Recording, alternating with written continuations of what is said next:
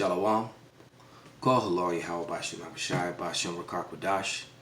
Double honors unto the apostles and the elders. Salutations to all my fellow laborers doing this work in truth and sincerity, risking their lives and their freedom to do so, now more so than ever. To the confusion of faith joined onto our ranks. To my fellow laborers. To the few Akwaf that are listening and learning. To you I say Shalom. This is your brother Malcolm from the branch of GMS here in Chicago, coming at you with another lesson. And we're going to open with the scripture. The scripture is Isaiah 28:2. Behold, Yahweh have a mighty and strong one, which as a tempest of hail and a destroying storm, as a flood of mighty waters overflowing, shall cast down to the earth with the hand. Gentlemen, farming in America has been through a lot. You have the situation where immigrants walked away and crops rotted across the country. You had situations where hurricanes came through and wiped out all the crops in the South. You have a situation where we went through a polar vortex,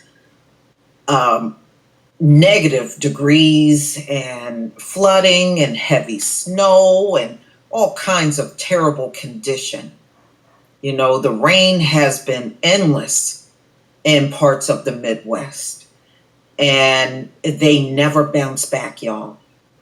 Many of these farmers are saying 2019 is turning out to be a big loss for them.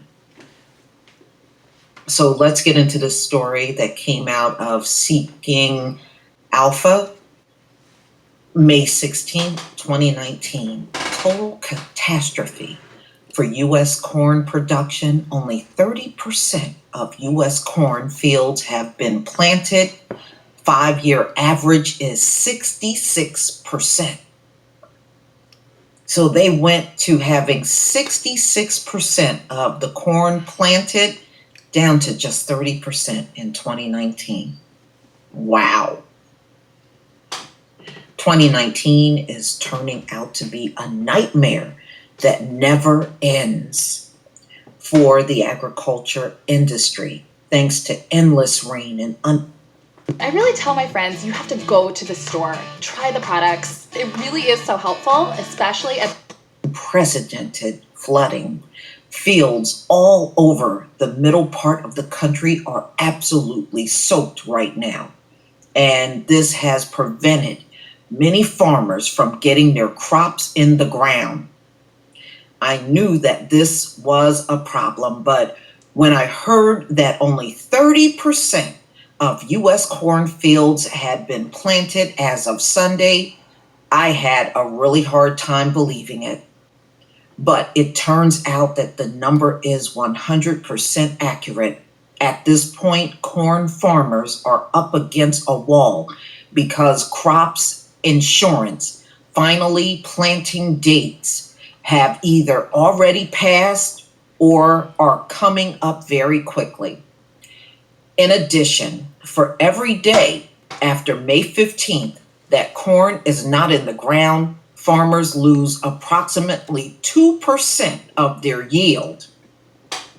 Unfortunately, more rain is on the way, and it looks like thousands of corn farmers will not be able to plant corn at all this year. Wow. And you know what that means? Higher prices at the supermarket. Grow your corn. I do it. Okay. Unfortunately, more rain is on the way, and it looks like thousands of corn farmers will not be able to plant their corn at all this year. So it's no exaggeration to say that what we are facing is a true national catastrophe. According to the Department of Agriculture, over the past 5 years, an average of 66% of all cornfields were already planted by now. Farmers, U.S. farmers seeded 30%. In 2019 corn crop by Sunday. Okay, so it's just repeating what I said earlier. But ladies and gentlemen, I want you to think about the black farmers that deliberately got sold bad seeds. And this was breaking news last year in 2018. Look at what's happening now. Soybean farmers have more time to recover, but they are facing a unique problem of their own, which we'll talk about later in this article. I know what they're talking about. Trump's trade war. It is going to kick their asses. I know what they're talking about. In Iowa, 48% planted, 5-year average is 76%. So at this same time, last year and over the past 5 years, they had 76% of the corn crops planted. This year, only 48%. And She meant soy. This is 2 Ezra 15 and 11. And it reads, "But I will bring them with a mighty hand and a stretched out arm, and smite Egypt with plagues as before, and will destroy all the land thereof. Egypt shall mourn, and the foundation of it shall be smitten with the plague, and a punishment of power shall bring upon it. They that till the ground shall mourn, for their seeds shall fail through the blasting and the hail and the fearful constellation." There's more rain coming, more storms coming, and an already battered, hail destroyed, depleted, and flooded out farmlands. People have no idea the seriousness of what's about to happen. On top of the fact that the National Guard, 5 different states have deployed their National Guards to different hot spots around the world. Meanwhile, people are watching Cake Wars, Cupcake Wars, Dancing with the Stars, the Kardashians. They concern themselves with what's that? The TV where they're always building on houses and selling them. They concern themselves with things that really have no meaning, getting degrees, bettering themselves, instead of trying to get close to their power and cleave on to the men of the Lord.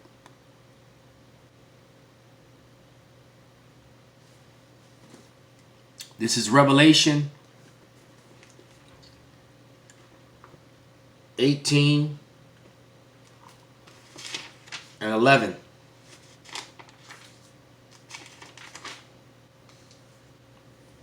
"And the merchants of the earth shall weep and mourn over her, for no man buyeth their merchandise anymore." All right, because everyone, America is not a building country. They don't manufacture things. America is a purchasing country. And Americans aren't buying. The car markets are suffering. The hot thing right now is people are holding on to their cars or trying to get certified used cars, because new cars just cost too much. People don't have the money. There's not enough people with jobs. And then some people live in areas where they need a job. I mean, they need a car to get around. You know, it's not like living in a big city where you got mass, public transportation everywhere. And even that's still hectic if you're trying to grocery shop. Trying to get on a crowded bus with your grocery bags and all that mess. That's a headache in itself.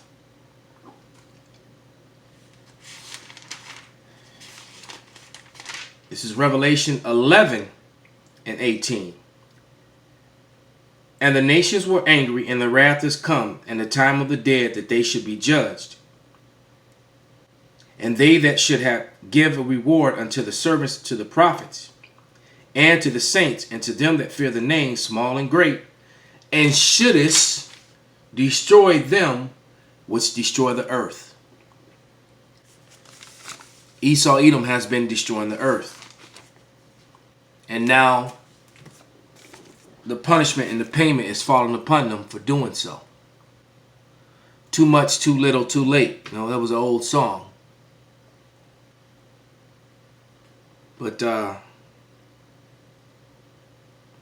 let's look up this commercial real quick.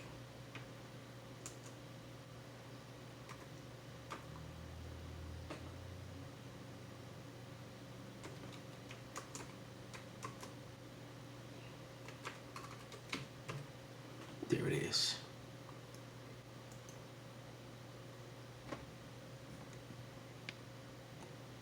I'm going to turn the sound down because I don't want to get hit with copyright. Damn commercials.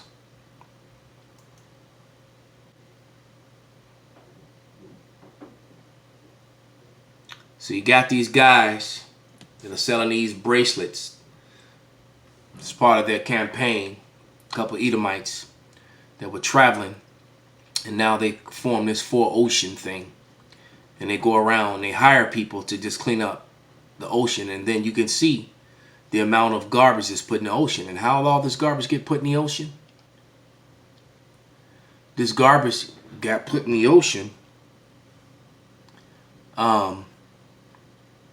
because of Esau. They travel to all these places. Most of these are coming, they're cleaning up the Caribbean. And the majority of the people that travel to the Caribbean is Esau Edom. That's what they do. Been there, done it, seen it done. They throw their garbage on the beach. They throw it off the ships. So this is why the Lord, they've been horrible stewards over the earth, and now the payment of the Lord is upon them. And there's nothing that they can do about it. And I believe these are the two Edomites who are behind this movement, this company. You know, a couple surfers, Andrew Cooper and Mr. Schultz there. But it's too much, too little, too late. All right? So with that, I hope this was a nourishing and edifying lesson. Call halal Yahweh Bashem Abashai Bashem Rakak Wadash Wa Abad Babal.